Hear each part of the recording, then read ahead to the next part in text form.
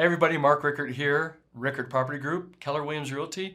I'm here again with Joanna Rushing from Primary Residential Mortgage. Hope you guys are doing well. We were just talking about hair. She said, does my hair look okay? I said, it looks great. I said, at least you have hair and you don't have gray hair. There's a couple grays in there. Not a lot yet, thank God. But anyway, thanks for joining us. Today, we want to talk about strategies in a shifting market, yes. Or a, what do we want to call it? Shifting or changing market. Evolving market. Yeah, we all know things are happening out there and they're happening really fast. Yeah. So we wanted to talk a little bit about some of the strategies that can be used out there in order to buy a home and also actually get your home sold, yeah, right? Yeah, definitely. So first thing I want to do is go through and talk a little bit about the inventory today. So I need my glasses. Can't see, can't hear, can't see, no hair. You know, I got problems. You know that from past videos. It's all going to work out, Mark. As long as you put the glasses on, you can see just Thank fine. you, yeah. No problem. Oh, you know what happened? On a side note, so when I have my office kind of dark and the camera's on, you know, my home office, and the light hits it, these glasses, it looks like I have no eyes, right? Does it look like that now? Blocks them right out. Poor Daniel over here. He always gets mad that I'm wearing my glasses because there's some pretty good glare. Pretty bad? The highlight Yeah. works. Anyway, okay, so inventory. As of today, this morning when I checked the inventory, we were at, for the total Albuquerque Metro, 1,577 homes. It's still low, but it's higher than it was. That's right. Yeah. That's up 7 homes from yesterday. That's Keep good. in mind, this is all price points, the entire metro, okay? Right. If we pare it down to just Albuquerque, we got 743 homes in Albuquerque. Man. That's not a lot. No, I know. For what, nearly 1 million population, yeah. 743 homes, all price points. Mm-hmm. Okay, if we scoot over to Rio Rancho, we got 264 homes for sale, wow. all price points, okay? And then for you investors, I love you investors too, residential income, we got 70 properties residential income. Oh, wow, okay. So that's kind of a little bit about the inventory as of this morning. Now, what we want to do is, I know for me, I have listings out there. What's happened with my listings, and I want to ask your opinion on this, if I'm doing something wrong, because we've had price improvements on all of them. Ah. We've instituted seller credits on all of them. We've instituted points buy down on all of them. It's a great strategy. And I wanted, because this is your world, I wanted to ask you, am I doing something wrong? No, I don't think you're doing something wrong at all, Mark. I think that that's the reality of the market that we're in right now. I have the luxury of being able to talk to a lot of realtors in the job that I do, and I'm seeing that from every single one that I talk to. There's price reductions, there's price improvements, which I think is a great spin on a price reduction. I love calling it a price improvement. And there's seller credits being offered, which we haven't seen in 2.5 years. Right. I haven't seen a seller credit, and they're slowly creeping back. And I think, honestly, there's some good in that because it speaks to maybe a market that's starting to regulate itself. Mm-hmm. But it's very scary to kind of walk into it when that has not been our reality for the last 2.5 years. Yeah, we've had multiple, frenzy, multiple offers, things going within a minute, stuff like that. Yeah, and I don't know about you, but it was really fun for a little bit. Mm-hmm. And then it got very exhausting. Yes. And it was extremely discouraging to buyers specifically. True. Sellers, I think, were still having a heyday because they just had to put a lockbox on their house and it sold like that. Yeah. And that's just not the case anymore. I think especially at some of the higher price points, homes are sitting a little bit longer. And I think a really important thing to keep in mind here is perspective, right? The last 2.5 years were very different than what we would consider a normal or a healthy market. And so seeing some of those price reductions and maybe houses not selling in hours, maybe it's taking days or maybe a couple weeks, there's still some health there, right? Because we're not sitting at them taking 6 months to sell. Right. But 2-3 weeks instead of 2-3 days is a very big change, but it's not abnormal. There's a lot of, everybody's dealing with this. It's really important to just have some arrows in your quiver for how to navigate that market. And that's what, we want to help you do as lenders and realtors. We want to help our clients and buyers and sellers have just some strategies to be able to navigate what's now a new normal. What if I'm a buyer and I'm like, oh my gosh, the rates are at 6%. I can't afford it anymore, and they're going to get higher, and I better not do it now. I better wait because next year they're going to be lower, and all these things that we hear out there. The Fed's talking about raising rates again. Sure. How specifically can we? What strategy?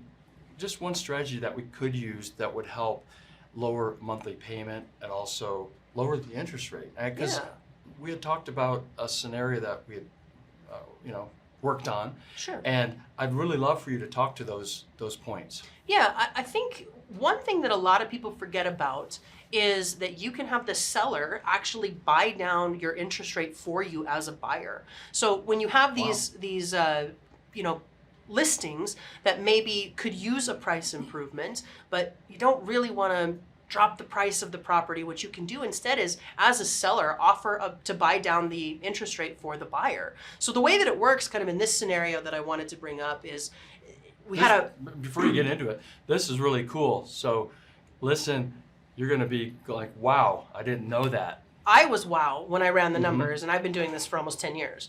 So looking at this price point of a $550,000 house, this seller was interested in possibly offering a $20,000 price reduction. And I said, maybe instead of offering a price reduction, offer a buy down to the interest rate for the buyer. And so in this specific scenario, purchase price of $550, we'll pretend that the seller's or the buyer's putting down 15%.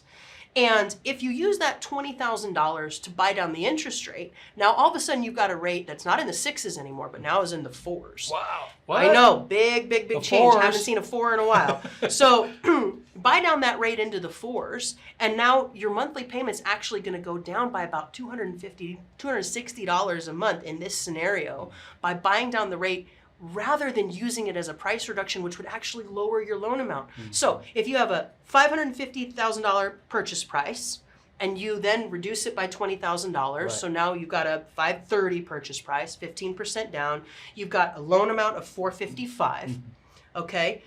Your monthly principal and interest without the buy down from the seller is going to be about $27.37. But if you use that same $20,000, still pay $550 for the house, but now you use that $20,000 to buy that rate down into the 4s, now that same principal and interest payment, even though it's a higher loan amount of $467.5, now that same principal and interest payment is $24.74 in the 4s. Wow. So you're saving $263 a month, even though you're borrowing more money, which is just crazy. Right. So seller gets the same net out. Yeah. They still spend $20,000, doesn't matter where it goes to because their bottom line is the same. But that buyer gets to walk away with a lighter pocket or not a lighter pocket, they get to walk away with a lighter monthly payment that's going to feel much more comfortable.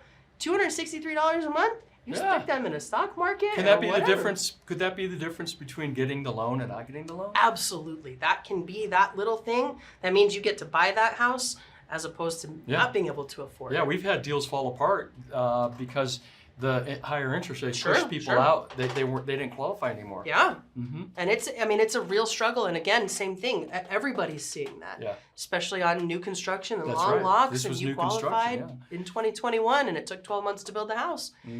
That payment's more expensive. It sounds like a win-win for the seller, win for the buyer. Absolutely. In this scenario, that's definitely a win-win for everybody. That's cool. And it's something not everybody's doing. It's something that is going to set you apart if you're that seller offering that rate buy down. Right. Because for your house, the rate's going to be cheaper. Yeah, that's cool. Any other strategies that you can think of that might be good to kind of educate people on that aren't widely used, or may have been forgotten? They were once used, but we didn't have to implement these tools for quite some time. Sure. What's another one? Strategy might not be the right word in this scenario. I think it's more about perspective because a lot of people are saying, oh, rates are so high. And yes, I'm not going to, beat around the bush. Rates are higher than they were, which I think is... But still low. I mean, if you compare it with historically other decades where we've had inflation and they're trying to curb inflation, I mean, they're 6% is still relatively low. Well, you look at the 80s, right? When inflation was around this same clip. and interest rates were in the teens. That's right. I mean, 6% looks great Yeah. opposed to a 12%, 14% Although interest rate. we have to be fair, the price of homes back Sure. then was a lot less. Totally so your different. loan amounts are. So I don't know. I'm not sure if that's a perfect comparison, but I mean. I would agree. Yeah, but bottom line is yes, 6% isn't like terrible. No. But 4% is a lot better with that. Sure, with that buy down, Yeah. it looks a lot nicer. I think the other thing to keep in perspective too is that rates are cyclical. And so if you can afford to buy the house now and you can get in the house now, then the rate to some extent doesn't matter because you're probably going to refinance down to a lower rate when the rates come down, which in my opinion is inevitable. Is that going to be in 6 months? Who knows? Is that going to be in 2 or 3 years? Possibly. I think we're a couple years away from the market truly regulating itself back to a new normal. But, you know, if you look at it from the perspective of the rate's going to be the thing that lets me buy the house. And as long as you get the house, you get to start building that wealth and you get to start building that equity. And then you have the ability to refinance that loan, but it's your house. Yes. That's the house that you get to benefit from because you bought it at that time. Yeah. Talk real quick about the wealth. You've mentioned the wealth a couple times. Sure. What kind of wealth are you talking about? I'm talking about long-term wealth and wealth that is going to keep working for you because buying a house has historically been one of the soundest investments over the last 30, 50 years. So if you look at the charts, right, and you see that a typical appreciation is maybe 2-3% in a year, that's always going up. With the exception of 2007 and 2008, which is not going to happen again because the situation is totally different.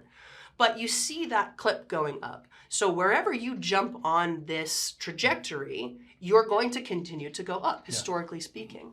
And as your house appreciates, your mortgage balance goes down, and that's how you're building that wealth. It's wonderful, the equity you build No, up. it's amazing. It's like a forced piggy bank, forced savings. It is like a forced savings, exactly. Yeah, it's awesome. And you can either save your own money or you can save money for your landlord.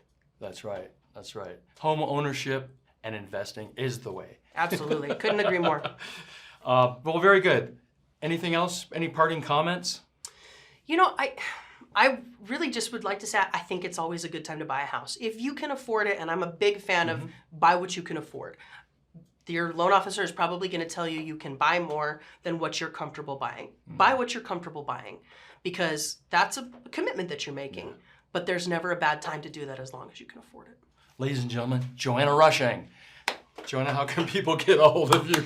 You can reach out to me on my cell phone, 505-917-6102. I'm also available. My email is jrushing@primeres.com. And then I've got my website of www.jrushingmortgage.com, like rushing out the door. So She's hope to hear from you. awesome. Mark's awesome too. Thank Love you. working with Rickert Really- Property Group. So thank you. Really appreciate you coming on today. My pleasure. Thank you. All you viewers, do us a favor. Subscribe, like, or dislike, whatever, and leave a comment. But thanks again for watching, and until next time, we'll see you later. Thanks much. Thanks so much. Okay. And I was like, now I know how to find the music Yeah. and how to add the captions. I said, my husband was laughing at me because I was like, I can't figure out how to add the captions. They just appeared last time and I don't know how to get to it. And he It's was driving like, me crazy. I know, it's driving me nuts. Yeah. All right. Are we ready for this next one? Like this? What's a good title? It should be a good title. Or are you gonna leave that to me? Strategies. Let's see. Let me shift the market. No, that's boring.